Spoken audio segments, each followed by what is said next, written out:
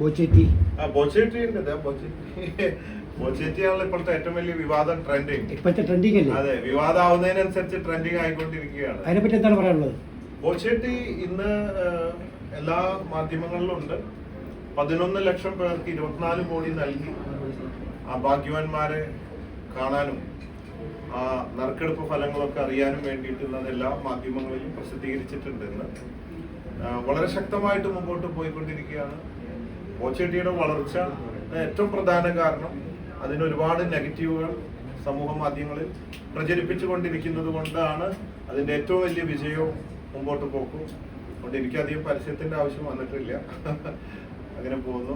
ഇത്രയൊക്കെ ചെയ്തിട്ടും ഓരോരുത്തരും ഓരോ വിവാദങ്ങൾ ഉണ്ടായിക്കൊണ്ടിരിക്കുകയല്ലോ. ഓരോ ചെയ്താലല്ലേ വിവാദം ഉണ്ടാവുള്ളൂ. വിവാദം എന്ന് പറയുന്നത് ഇറ്റ്സ് എ ഗുഡ് സൈൻ.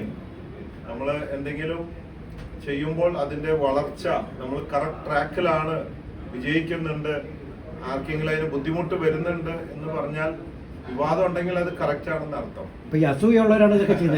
വിവാദം ഇല്ലെങ്കിൽ അത് സൈലന്റ് ആണ്, ഒരു മൂലയിലാണ്, ആരും അത് നോക്കിയിട്ടുമില്ല, അറിഞ്ഞിട്ടുമില്ല, അതിനെ കുറിച്ച് പറയാനില്ല. അപ്പൊ അത് വളരെ ശക്തമായിട്ട് വിവാദമില്ലാത്ത ഒരു വ്യക്തികളും പ്രസ്ഥാനങ്ങളും പ്രോഡക്റ്റും ഇന്ന് വിജയിച്ചിട്ടില്ല. വിവാദം ഉണ്ടാവും അതിനെ കുറിച്ചിട്ട്. അതാണ് അതിന്റെ ഒരു ഏറ്റവും വലിയ പ്ലസ് മാർക്ക്. ഇനി അതിന്റെ മറ്റേ സ്ക്രാച്ച് ആൻഡ് വിൻ വേർഷൻ വരുന്നുണ്ട്. പുതിയൊരു സമ്മാന പദ്ധതിയാണ് സ്ക്രാച്ച് ആൻഡ് വിൻ. മറ്റേത് നറുക്കെടുത്ത് സമയമെടുത്ത് പിറ്റേ ദിവസമാണല്ലോ പ്രൈസ് ഒക്കെ കിട്ടുക. ഇത് നമ്മൾ ഉറച്ചു നോക്കിക്കഴിഞ്ഞാല് സ്ക്രാച്ച് ചെയ്ത് കഴിഞ്ഞാൽ അപ്പോൾ തന്നെ അതിന്റെ റിസൾട്ട് അറിയാം. അയാള് സ്ക്രാച്ച് ആൻഡ് വിൻ, ചൊറിഞ്ഞ് കോടീശ്വരനാവും, സ്പോട്ടിൽ തന്നെ കാശ് കിട്ടും. അങ്ങനെയുള്ള ഒരു സംവിധാനമാണ്. ആൾക്കാർക്കൊക്കെ ഇതൊരു സത്യത്തിലൊരു അഡിക്ഷനാണ്. അപ്പൊ അത് അപ്പപ്പോ കിട്ടുക എന്നുള്ളത് ഒരു അഡിക്ഷനാണ്. അതൊരു മാക്സിമം എത്ര രൂപ വരും? ഇതിപ്പോ 10 ലക്ഷം രൂപ വരെയാണ്. ചില ദിവസം 10 ലക്ഷം, ചില ദിവസം കാറ്, ചില ദിവസം ഐഫോണ്, അങ്ങനെ ഫ്ലാറ്റ്, പല തരത്തിലുള്ള സമ്മാനം പല ദിവസങ്ങളിലായിട്ട് അങ്ങനെയാണ്. സ്ക്രാച്ച് ആൻഡ് വില്ലും വരുന്നുണ്ട്. ഇതുപോലെ സെയിം സംഭവങ്ങളൊക്കെ തന്നെയാണ്. ഇന്നത്തെ റിസൾട്ട് ഇത് കൊടുത്തിട്ടുണ്ട്. 24 കോടി രൂപ 11 ലക്ഷം ആൾക്കാർക്ക് കിട്ടിയിട്ടുണ്ട്. പിന്നെ ബോച്ചേറ്റിയുടെ സെന്ററുകൾ കൂട്ടിയിട്ടുണ്ട്, അതിന്റെ അവൈലബിലിറ്റി കൂട്ടിയിട്ടുണ്ട്. പ്രൊഡക്ഷൻ സ്റ്റാർട്ടിങ്ങിൽ കുറച്ച് പേർക്ക് കിട്ടാൻ താമസം വന്നു, പക്ഷെ ഇപ്പോൾ എല്ലായിടത്തും അവൈലബിൾ ആണ്. പിന്നെ പലർക്കുള്ള ഒരു തെറ്റിദ്ധാരണ 40 രൂപ ഓൺലൈനിൽ അടച്ചാൽ ടിക്കറ്റ് അപ്പം തന്നെ കിട്ടും. ബോച്ചേറ്റി വീട്ടിലേക്ക് വരുന്ന വിചാരിക്കണം, വരില്ല. അത് ലോജിസ്റ്റിക്സ്, ഡെലിവറിക്കുള്ള ചാർജ് വേറെ കൊടുക്കണം. അത് കൊടുക്കാതെ പലരും കാത്തിരുന്നിട്ട് ബോച്ചേറ്റി കിട്ടിയില്ല എന്ന് സമൂഹ മാധ്യമത്തിൽ പറയുന്നുണ്ട്. അവർക്ക് അറിയാത്തതുകൊണ്ടാണ്. അവർക്കൊക്കെ എപ്പോൾ വേണമെങ്കിലും പോയി കളക്ട് ചെയ്യാം. ചിലർ അപ്പൊ കളക്ട് ചെയ്യും, ചിലർ മാസത്തിൽ കളക്ട് ചെയ്യും, എപ്പോൾ വേണമെങ്കിലും കളക്ട് ചെയ്യാം. നമ്മുടെ നാട് വലിയൊരു ബുദ്ധിമുട്ടി പോയിക്കൊണ്ടിരിക്കുകയാണ്. വയനാട് വിഷയത്തിലൊക്കെ ഓണം വരാമെന്ന് അങ്ങോട്ട് പോയായിരുന്നു, അതിനെപ്പറ്റി എന്തെങ്കിലും പ്രതികരണം? വയനാട് പോയിരുന്നു ഞാൻ.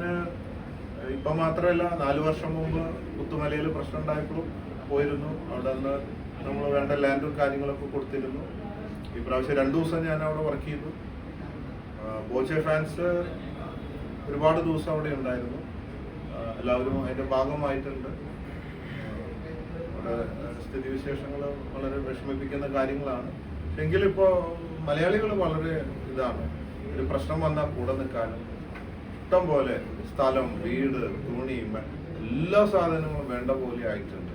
അത് വലിയൊരു കരുതലാണ്. വേറൊരു സ്റ്റേറ്റിലും ഒരു രാജ്യത്ത് ഇതുപോലെ ഉണ്ടാവില്ല എന്നതാണ് വീണ്ടും തെളിയിച്ചിരിക്കുകയാണ്. അബ്ദുൾ റഹീമിന്റെ കാര്യത്തിലും 34 കോടിക്ക് ഇറങ്ങിയപ്പോൾ 5 ദിവസം കൊണ്ട് മലയാളികൾ അതങ്ങ് തന്നു. ഒരു സഹോദരന്റെ തല വെട്ടാതിരിക്കാൻ, ജീവൻ രക്ഷിക്കാൻ മലയാളികൾ ലോകത്തിന് മാതൃകയാണ്. വളരെ സ്നേഹമുള്ളവരാണ്. പ്രത്യേക ഒരു വികാരജീവികളാണ് മലയാളികൾ. നമുക്ക് അഭിമാനിക്കാം മലയാളികൾക്ക് ലോകത്തിന്റെ മുമ്പിൽ. എന്ന് പറയുമ്പോൾ പോലും ഈ നെഗറ്റീവിന്റെ പുറകെ ജനങ്ങൾ പോകുന്നു. അപ്പം ഇപ്പം താങ്കൾക്കായാലും അറിയാം. അപ്പോൾ അതുകൊണ്ടാണ് ഇപ്പം പലപ്പോഴും ബിസിനസ് നല്ല രീതിയിൽ പോകുന്നുണ്ട്, ജനങ്ങൾ അതിന്റെ പുറകെ പോകുന്നു എന്ന് പറയുന്നത്. എവിടെയാണ് ഈ മലയാളികൾക്ക് ഈ പ്രശ്നമുള്ളത്? ഈ നെഗറ്റീവിനെ ഇഷ്ടപ്പെടുകയും ചെയ്യുന്നുണ്ട്, എന്നാൽ നല്ല കാര്യങ്ങളൊക്കെ വരുമ്പോൾ സപ്പോർട്ട് ചെയ്യുന്നുണ്ട്. എവിടെയാണ് ഈ പ്രശ്നം വരുന്നത്? അത് പ്രകൃതി നിയമമാണ്. നെഗറ്റീവ് ഉണ്ടെങ്കിൽ പോസിറ്റീവ് ഉണ്ടാവുള്ളൂ. നെഗറ്റീവും ഉണ്ട്, പോസിറ്റീവും ഉണ്ട് എന്നുള്ളതാണ് അതിന്റെ അർത്ഥം. സംഭവം നെഗറ്റീവ് അടിക്കും, പലതും നമ്മൾ ചെളിവാരി എറിയൊക്കെ ചെയ്യുമെങ്കിലും അതൊക്കെ ഒരു ടൈം പാസ് പോലെയാണ് മലയാളികൾ കാണുന്നത്. നെഗറ്റീവ് അടിക്കാമെന്ന് പറഞ്ഞു, അങ്ങോട്ട് പറഞ്ഞു, ഇങ്ങോട്ട് പറഞ്ഞു. അതൊക്കെ ഒരു നെഗറ്റീവ് പറഞ്ഞെങ്കിലും ഒരു അത്യാവശ്യ നേരത്ത്, ശരിയായ ഒരു ആവശ്യം നേരത്ത് ഇതെല്ലാം മറന്നുകൊണ്ട് ജാതി, മതം, രാഷ്ട്രീയമൊക്കെ വിട്ടിട്ട് ജനങ്ങൾ ഒന്നിച്ചു നിന്നിട്ട് അങ്ങോട്ട് ഒരു മലയാളി സഹോദരന് അല്ലെങ്കിൽ ഒരു പ്രശ്നത്തിനൊപ്പം നിൽക്കും, ആ ഒരു മനസ്സുണ്ട്. ബാക്കിയൊക്കെ ഇങ്ങനെ ഇടയിലൊക്കെ ടൈം ബീയിങ് ഉള്ള ചില ഇടികളും കുത്തുകളും പാരവെപ്പും അത് ഇതൊക്കെ ഉണ്ടാവും. മനുഷ്യനല്ലേ. വയനാട് ബോച്ച് ചാരിറ്റി എന്തെങ്കിലും ചെയ്തിട്ടുണ്ടായിരുന്നു? നമ്മള് സ്ഥലം കൊടുക്കാന്ന് പറഞ്ഞു, 100 വീട്ടുകാർക്ക് വീട് വെക്കാൻ സ്ഥലം കൊടുക്കാന്ന് പറഞ്ഞു. പിന്നെ ബോച്ചെ ഫാൻസ് ചാരിറ്റബിൾ ട്രസ്റ്റ് ആദ്യ ദിവസം തൊട്ടിട്ട് തന്നെ നമ്മുടെ 5 ആംബുലൻസ് അവിടെ ഓടിയിരുന്നു. പിന്നെ വസ്ത്രം, ഭക്ഷണം, അങ്ങനെ ആവശ്യമുള്ള എല്ലാ സാധനങ്ങളും ദിവസേന അവിടെ സപ്ലൈ ചെയ്തിരുന്നു. ഇപ്പൊ ഈ സ്ഥലം കൊടുക്കാന്നാണ് പറഞ്ഞിരിക്കുന്നത്. അപ്പൊ അവരുടെ ആൾക്കാർ വന്ന് അതിന്റെ കാര്യങ്ങളൊക്കെ നോക്കുന്നുണ്ട്, പരീക്ഷിക്കുന്നുണ്ട്. ഒരുപാട് പേര് ഈ പലപ്പോഴും വ്യക്തിഹത്യ സോഷ്യൽ മീഡിയ നടക്കുന്നതിനെ പറ്റി എന്താണ് പറയുന്നത്? താങ്കളും അതിനൊരു ഇരയാണ്. അതെ അതെ അതിനെപ്പറ്റി അതെ പറയാവുന്നതാണ്. സോഷ്യൽ മീഡിയയിൽ എപ്പോഴും നെഗറ്റീവുകൾ ഉണ്ടാവാറുണ്ട്, അത് ഞാൻ പോസിറ്റീവ് ആക്കി മാറ്റും. ഇപ്പൊ ഇവിടെ തന്നെ അതിന് എന്താണെന്ന് അറിയാം, സത്യമുണ്ടെങ്കിൽ ആര് എന്ത് പറഞ്ഞാലും അത് സത്യമായി പുറത്തേക്ക് ഒരു ദിവസം വരും എന്നതാണ്. ഇപ്പോ സമ്മാനം കിട്ടണില്ല എന്ന് പറയുകയുണ്ടായി, പക്ഷെ ഇന്നത്തെ മീഡിയ എടുത്ത് നോക്കി കാണും 11 ലക്ഷം പേർക്ക് 24 കോടി രൂപ കൊടുത്തു. രേഖാമൂലം QR കോഡ് സ്കാൻ ചെയ്ത് അറിയാം, ബാങ്കിൽ നിന്ന് അക്കൗണ്ട് വഴി പോയിട്ടുള്ളതാണ്. അപ്പൊ അത് വളരെ ക്ലിയർ ആയിട്ടുള്ള സാധനങ്ങളാണ്. അപ്പൊ അങ്ങനെ ഓരോന്ന് ഇന്നലെ നാളെ പുറത്തേക്ക് വരും പോസിറ്റീവായിട്ട്. So conquer the world with love. Love you everybody. You're on boats. അതാണ് ബോച്ചല്ലേ.